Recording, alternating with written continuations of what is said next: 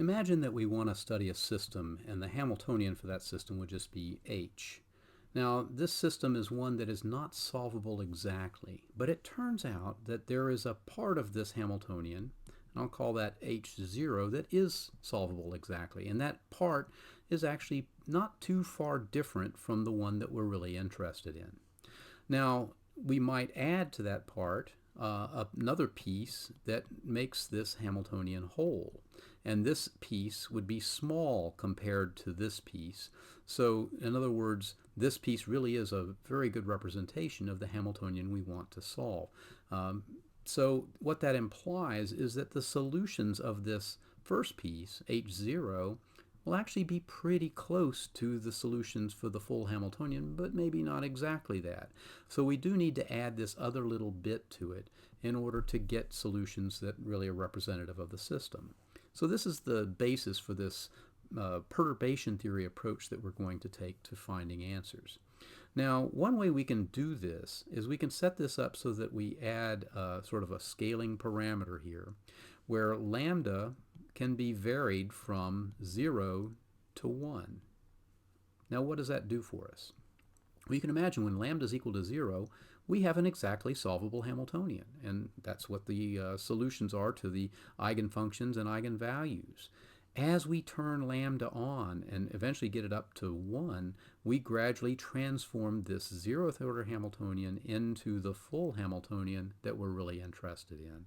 So the question is, can we use lambda as a way to sort of scale up our Hamiltonian slowly so that we can get to the solutions that we really care about? Now, whenever we have a Hamiltonian that depends parametrically on something like lambda, that means that its energy levels and its eigenfunctions also are going to be dependent upon lambda in some form. So in other words, we could write that the energy levels of the full system could be written as some part that would be the part of the system when lambda is equal to 0 plus another part that would turn on as lambda turned on, but we also may have higher order terms. So we won't discount the possibility that we'll have higher order terms here. Similarly, the eigenfunctions will also be dependent upon lambda, so they'll have a 0th order part that again corresponds to when lambda is equal to 0, plus a 1st order part that corresponds to when lambda is equal to not 0, or lambda 1, and the possibility of higher order terms there as well. So now how can we use this information to gradually work our way, to bootstrap our way to solutions for the full Hamiltonian?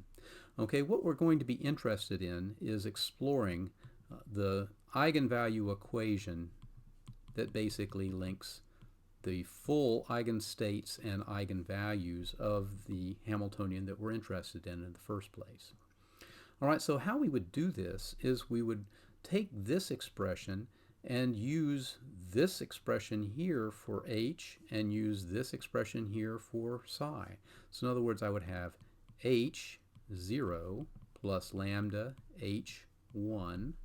That's my full Hamiltonian. And I would have for psi, I would have this expression psi 0 plus lambda psi 1 plus higher order terms. On the other side, I would use this expansion for E,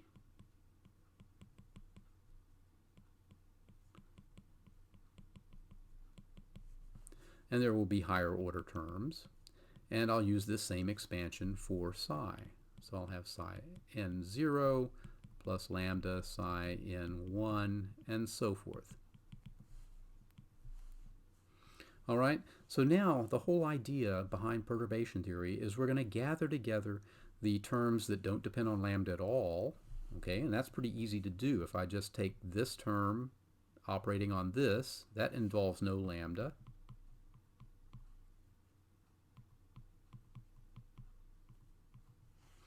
And then there's everything else is going to depend upon lambda, and then I have this term times this.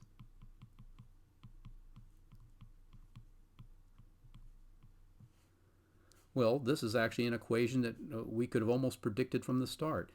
The 0th order wave function is just going to be the eigenfunctions of the 0th order Hamiltonian, and that will have associated with these zeroth order energy levels. All right, so this is just the unperturbed Hamiltonian. This is a statement about its eigenvalue equation, its eigenfunctions, and its eigenvalues. All right, so what would we then get when we look at lambda raised to the first power? Well, if I just collect all of the terms that are lambda raised to the first, what will I have over here? Well, I'll have, first of all, h0 operating on this function. So I'll have h0 operating on psi of 1. I'll have h1 operating on psi of 0.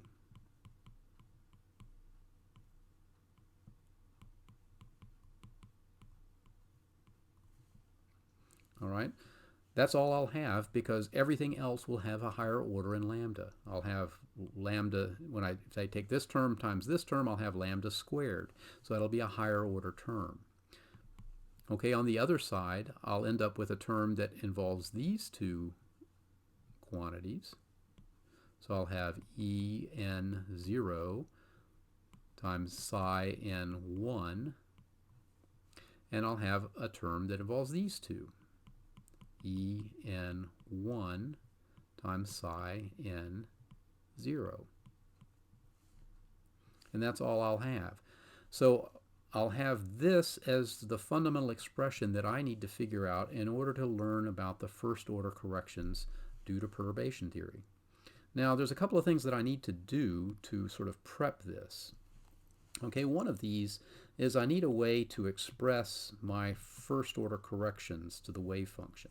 One way we can do this is by writing them as a basis function expansion in the states that are eigenfunctions of the zeroth order Hamiltonian. So in other words, I can write them like this. Okay, now we know that these functions, if they're normalized, they're going to be orthonormal to one another. So that means whenever I have something like this, that's just going to be delta mn, which equals 1 if m is equal to n, 1 if m equal n, and 0 if m does not equal n. Okay, so this is a nice little shorthand that we use for that. Okay, so if I use this to write these psi sub n1s, that means that right here I'm going to have, for this particular term, I'm going to have h0 operating on a sum over k, a sub k, times the zeroth order wave functions.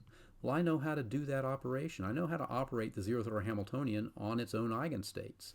And what I'm going to get from that is simply a sum over k, a sub k, e sub k 0 times this eigenfunction. Okay, similarly, over here, I know how to write this now. This is just going to be en0 times the sum over k of a sub k psi sub k0. All right, so now I have ways of expressing everything pretty much in terms of these eigenfunctions of the zeroth order Hamiltonian. All right, how does that help me? Well, now what I want to do is I want to take my my key expression here. I'm going to put a little star by it so we can keep finding it easily. I want to take this and left multiply on it by psi sub m, this mth eigenstate of the zeroth order Hamiltonian. Now, what does that buy me? Okay, well, when I operate on this first term, when I do this, I'll end up with the following. I'll have the sum over k, a sub k, e sub k 0, and I'll have psi m of 0 in an inner product with psi k of 0. Okay, but I know already this is just going to be that delta function, delta mk. So in other words, the one term in the sum that won't be 0 is the one where k is equal to m. All right, what else do I get? Okay, for this next term, there's not any way I can really simplify it, so I'm just going to have this as my result.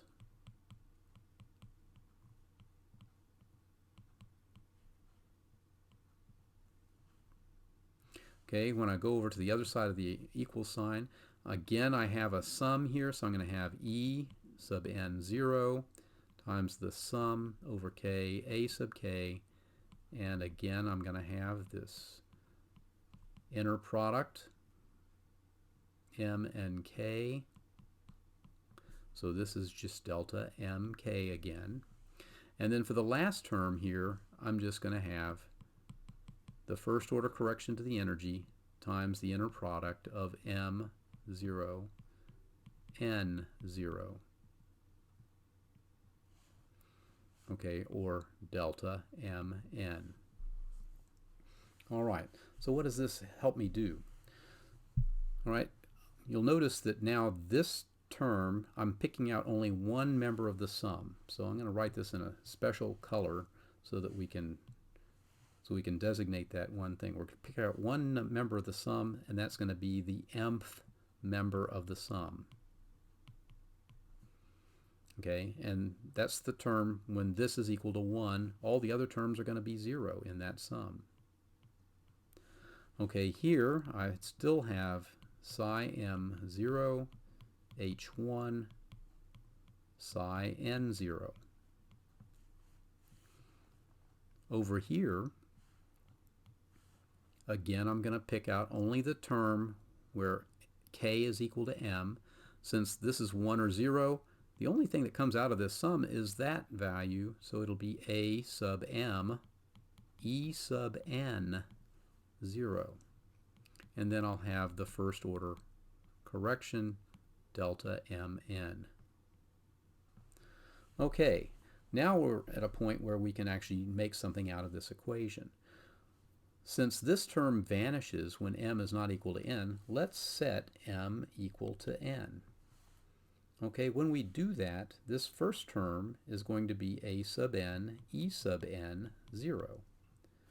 This term is also going to be a sub n e sub n 0. So in other words, these two terms are going to cancel. They're one on each side of the equation. This term is going to become 1, and what I'm left with is the identity that the first order correction to the energy levels is going to be given by this.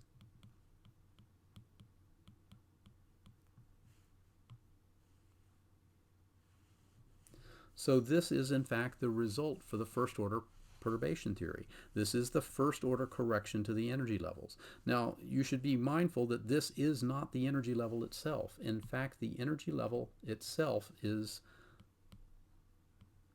to first order, is equal to the 0th order energy level plus this quantity that we have just calculated, or that we can calculate. And it's actually a very nice and tidy result if you think about it.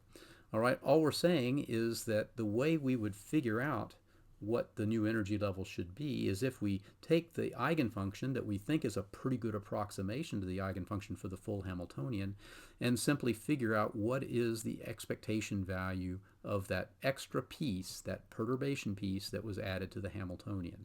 And that will give us our first order correction to that energy level. We'll talk more about the wave functions and other consequences of perturbation theory in the next video.